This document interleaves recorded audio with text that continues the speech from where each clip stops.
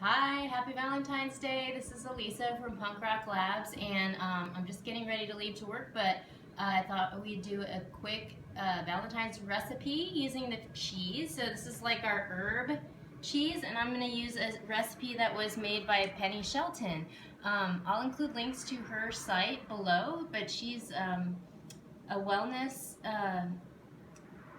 she's like a wellness expert on the internet. She has got several books out, and she made this really awesome Valentine's Day recipe with our cheese. So basically, I have these sliced beets, and basically I marinate the beets overnight with just some lemon juice, olive oil, and some salt, and slice them really fine on a mandolin, and then cut them in the shape of a heart. So it's pretty cute.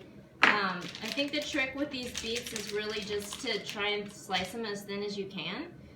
My mandolin, actually, I wish it sliced stuff a little bit thinner than it does, but you gotta work with what you got. So, and then you just fill the raviolis with some cheese, and then you put the top. And so I've got several of these, and I'm just going to fill them with cheese. Penni Shelton has this recipe all typed up on her site, so I will post a link to her site as well so that you can actually get the nuts and bolts of this recipe. But it's pretty easy. It takes about 5 minutes, and it's a pretty fancy little Valentine's Day recipe.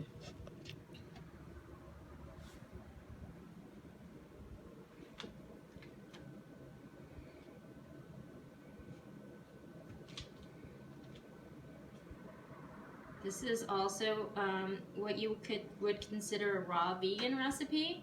So for people who follow that regimen, it's really healthy. It's really compatible for people with autoimmune illness, which is why I got into it, because I have autoimmune disease, and it's a very anti-inflammatory way of eating. So I really eat as much raw food as I can. I'm not a strict raw foodist, but I definitely rely heavily on it for my health. So I have all these raviolis all filled up, these cute little hearts. I'm just going to try and space them on the tray, and then all that's left to do is I just made a little mix of balsamic and olive oil that I'll sprinkle on the top. And then this is Penni's recipe. It's like a pesto chive oil, so I'll just kind of sprinkle that. And that's pretty much it. You could chiffonade some basil as a garnish, but I'm late for work, so I'm not doing that. But anyways, this is it. It's beautiful beet raviolis for Valentine's Day.